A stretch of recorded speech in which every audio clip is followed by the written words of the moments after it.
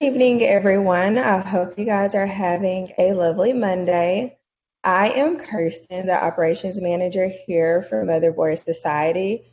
And tonight we're going to be talking all about fueling the future being our children, the next generations coming up. And today we'll be talking all about bringing awareness to children's nutrition. We have two phenomenal speakers. Our first one is Efinwa Amisete. I think I pronounced that right. She is a pediatric nutritionist. And then we also have Danielle Bent, who is also a certified nutritionist. And I'm going to let them take over and kind of go into detail about themselves, and then we'll jump right into our chat.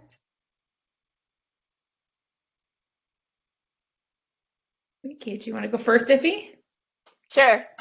Hi everyone. My name is Ifeinwa, but for short you can call me Iffy. Iffy is usually easier. I've been in pediatric nutrition for roughly about 6 going on 7 years. Um, and I've worked in hospitals, I've worked in private clinics. Most of my primary work has been outside of the United States, specifically in Nigeria, which is in Africa. Um, but I think after the pandemic, I had to work globally, so I worked from home for most of that. And my focus is to really just educate parents about clinical nutrition, the role that it has to play, encouraging parents to try new things out, and really viewing and seeing the power that food has in terms of healing and, taking care of the body, whether it's medical or non-medical, and just generally taking care of your kids as a mom. It's a lot of work being a mom generally, and feeding is one of those pain points that some of us have. And I'm here to share points on three specific things that I know were a pain point for me at some point while my kids were growing up. I've got two kids. My youngest is going to be 6 this August, and my oldest just turned 7 this past April. We've had our fair share of, I don't even know what to call it. It's just been a myriad of things, from intolerances to allergies to recent developments of intolerances to change of environment when it comes to food, to different kinds of food, from picky eating to it's been a lot. But one of the things I've learned on my journey as a mom is to never give up. Um, no one can take care of your child better than you can, and no one understands your child better than you do when it comes to what it is that they need to eat. But it's important to seek professional help, especially if you are running into situations where you've run out of all the ideas in your hat. So today I'm going to be talking on three major things. I'm going to be talking on meal prepping for moms, for especially for the busy mom. And I'll give a little history of myself in terms of like my work experience and what I'm doing now. And also talking about, helping your child build their immunity. We are heading into the spring season, lots of allergies creeping around, seasonal ones. And then, of course, just really understanding the role that clinical nutrition has, especially when we're viewing um, our kids. So, starting off with meal prepping as a busy mom, like I've talked about, I'm a mom of two. Right now, I work a full-time job, a 9 to 5, 6 days a week. This is the only day I don't work. I also run two businesses cross continent. So I work here in the US and I have businesses running in Nigeria. Um, and I'm also making sure that my toddlers or my kids are fed nutritious meals day in, day out. So I have to definitely, I'm here with you now because of meal prepping. I'm able to have a session at 5 o'clock and be able to have conversations with you and still be able to get dinner ready at some point once we're done with this call because of meal prepping. And things that have worked for me are five specific things. One, maximizing my freezer. I have a 8 feet, 8 foot standing front door opening freezer, And that is something that I can bet my life on is essential. It's not a need. It's not a want, I mean, it's a need. If you don't have a lot of freezer space, that's something you definitely want to invest in. It makes your life so much easier. From being able to budget financially to being able to ensure that you always have what your child needs, especially when we run into seasons of like either a scarcity or when you can't find what your child typically likes to eat.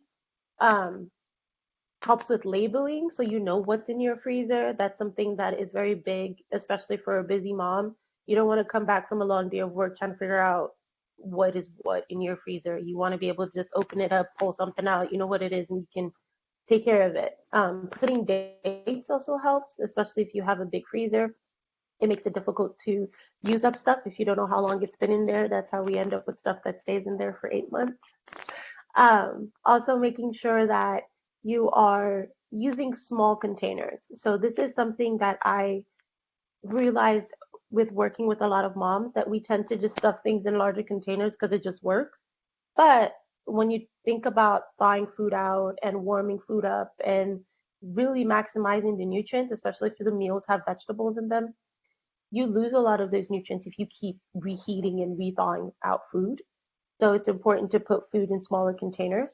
That way, it's almost like one meal or one container per meal kind of setup. If you have a large family, if maybe you've got like 3 or 4 kids or even more, that's a lifesaver because you can easily say, I have 5 containers, it's going to work for 6 people, or I have 5 containers, it's going to feed 8 people, and you portion your food out that way. It helps with portion control. It helps with teaching your kids that are even older what to look out for in the freezer when if you need them to get stuff out for you. Another thing that's really essential when it comes to meal prepping is having a timetable. This is something that on my worst days, because we will have those days where you're just not in the mood and it's been a rough day for you, no one's asking you that 100 question, what are we going to eat for dinner? It's on the fridge, it's written out, we know what it is, and everyone's looking at it and can see it. It also helps you plan your days ahead. For example, we're supposed to be having veggie burgers with seasoned fries today for dinner and a salad. I always chop up my potatoes and freeze them because keeping potatoes for too long outside of the freezer, some of them go bad really quickly. So I chop them up into fries and freeze them to make my life easier. Um, yes, please. Yes, please. I think your mic's off. Oh, hey. No, sorry. I was just asking. I'm not sure if I was supposed to be doing it No, earlier. I'm please like, did I go miss? ahead. Go ahead. Because I'm, sometimes I'm, when you're I'm just talking, it's like, what is going on? I don't know who's talking to. no. So yeah, it's funny because you guys saw before this call started, I was like running wild in the background trying to get my 3 kids fed. One's off to soccer, and then if he's got, I know I do need the food prep done in my fridge. On Mondays is when I want my busiest work day. So I'm like, yeah. Anyway, so it was pretty funny. But my kids are currently eating dinner by themselves downstairs. But anyways, no. Yeah, I'll just quickly say hello. So I am. Danielle Binns, and like Iffy, a nutritionist. I am my specialty is in family nutrition and picky eating. Though previous to that, I was in the corporate world, doing for over 15 years, working for large and small companies, and so I experienced the stress of trying to manage all of that. But for the purpose of today's talk, I really want to just focus on the family nutrition side and what it's like, the stress of feeding your kids, as if he was relating to earlier. So I know if he's a mom of 2, whether you have 1 or 2 or 5 kids, it's all kind of gets wild and chaotic when it comes to mealtime. So I have 3 girls, a 5, 7, and 10-year-old.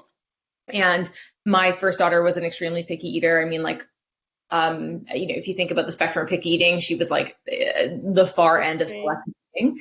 And you too, Iffy? Yeah, well, I feel like if we look at the spectrum, my kids were more. I have 2 kids, and they were very different eaters. I have one who absolutely loves food, but at some point, I don't know what happened. I always like to think that children go through traumatic events that we don't think are traumatic for ourselves, but are for them. and I didn't catch it. And so he went from one extreme of loving food to absolutely hating it. And so it's interesting to hear that because we don't think about that as parents. You have a child who loves food and it's like, yeah, you love food. You're done. You're good to go. But it was a curveball for me to handle. Yeah, it's so interesting, right? Because when I work with families, like there really is a spectrum of where kids fall, and I hear my doorbell going off. And so, my daughter I was a nutritionist at the time. I was a big foodie. I'm Italian. I love like food is the centerpiece of all the things. So I just had such like kind of big ideas around eating, going out to restaurants and traveling with my kids and taking her to play dates and her eating all the things. And none of that happened. It was like quite the opposite. And she was she was quite petite. She was failure to thrive, which is the worst term ever. I don't know why that label has ever been permitted because it really does. You tend to associate yourself as a parent to being a failure. And so that was a terrible term. That was a hard thing to hear. But so over the past actually longer now, 9 years, I've been working with families around the world through my picky eater protocol, through my private coaching, and through my mealtime tools, which I'll talk about later. And and I have the privilege of helping families make mealtimes less stressful, show them how to expand their child's food list the right way, and feel good about how they're approaching food with their kids. That's a little intro to me, but I want to continue to hear about what Iffy has to say about meal planning, and then maybe I'll share a little bit on one of the kind of the points that I wanted parents to walk away with. So keep going, Iffy, because it was good. You had some good stuff there. Okay, so we talked about stuff with the freezer. Like I said, having a timetable is so essential. Organization in general is very important if you want to ensure that your child is able to eat properly. It's one thing to eat, it's another thing to be able to eat properly.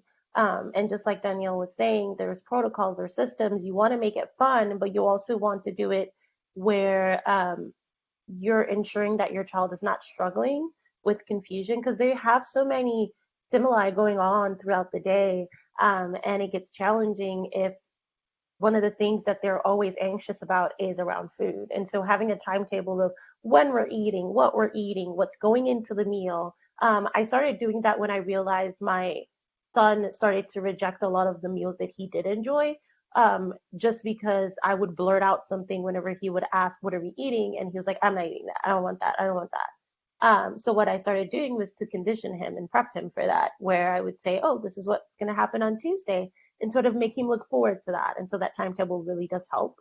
Another thing that's so important is ensuring that you are being really conscious of feeding languages.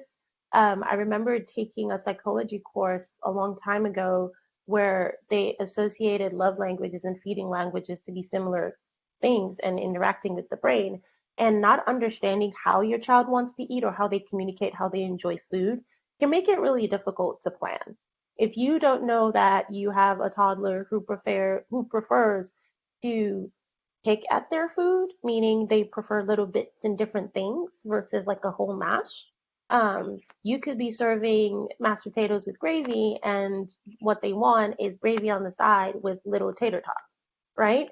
It's the same ingredient of food, just served differently. And so, not understanding the language that they're communicating, how they want to eat a meal, will make meal prepping really difficult. So, that's something that's important. And I'm sure Danielle is going to share a lot about that when she talks about, making food fun and making it more interesting. And then finally, wait, no, I think I'm on number 4. Oh, yes. So the other thing that I was also going to mention is we've talked about the freezer, we've talked about having a timetable, we've talked about feeding languages. Another thing that's also really, really important is being able to bulk buy. A lot of us take that for granted, but when you learn the art of doing it, it's not just about like, oh, run to the store, there's 10 of this, so I can buy 10. No, you don't want to buy something you're not sure that your child is absolutely going to love all the time. It makes it frustrating, makes it difficult for you.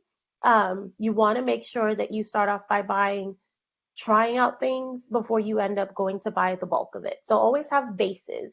I always say have like, if you make a lot of sauces or you do a lot of crock pot cooking, always have a good base of items that's essential for your home, right? Make sure you have the right vegetables always available. Never run out of those. You don't want a situation where your child is grumbly and then the one kind of vegetable they like to eat, you don't have it, right? And then you're trying to pacify the child. Um, Make sure you always have the right basis for your soups and your stews. If you use a lot of broths, make sure you have those available. If you use a lot of tubers like potatoes, whether it's sweet, whether it's Irish, russet potatoes, whatever it is, make sure you have a lot of those. Just make sure if you use a lot of different kinds of proteins, I always encourage parents to explore trying multiple proteins, especially if your child don't have any kind of allergies. Try multiple different kinds of proteins. That's the joy of food. It's exciting. It has a lot of variety, and you don't want to just stick with chicken and beef, right? Go play around with shrimp and scallops and stuff like that. Because the more diverse a diet is, the more mature your child's palate will become. And just like Danielle was saying, that's when you can take them out to those restaurants because when you get there, it's not a struggle. They know what they're looking at. They know what that food item is, you know? I remember the first time I took my kids out to a Chinese restaurant, and we sat on the table and they brought, I'm used to deep fried calamari, and they had brought grilled calamari. And my daughter goes, "Is that an octopus?" I said, "No, it's calamari." He's like, "Oh, it's usually darker." I said, "I agree. It's usually deep fried. So this is new." And she was like, "Oh, yes." So because she knew the name and could associate it with something she'd eaten before, it wasn't too difficult for her to try the meal. Typically, when you don't expose your children to multiple things, it makes it difficult to encourage them to even try something when they've never seen it before. Um, and then do a lot of fresh things that can go into your freezer.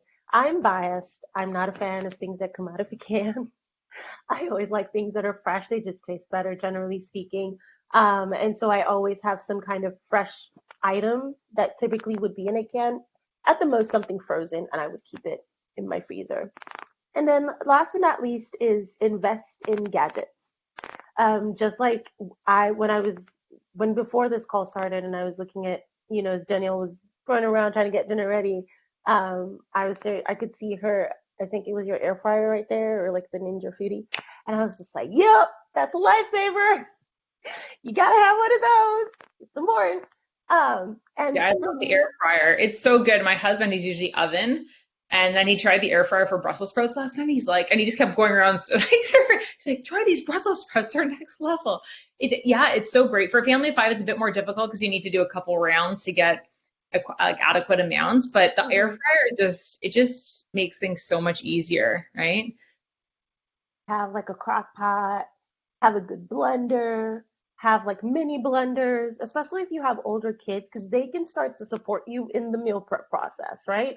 Like I'll make like smoothies and get these little like reusable pouches. My daughter's like, "Oh, I can blend this batch for you," and mommy, you can pour it into the pouches because that's how like if we have to go like for school, right? For because we pack a lunch for school, I would pack like a fresh um, smoothie for my son. And the only way I'm able to do that is I do freezer bags of smoothies. So I have different packs of frozen fruit, not just the frozen fruit from the store, but packs that we like, right? And we'll put them in Ziplocs and put them in the freezer and label them. And then the night before, bring them out, blend them out, put them in little reusable pouches, and we're good to go. We have our own squeeze bottle of something.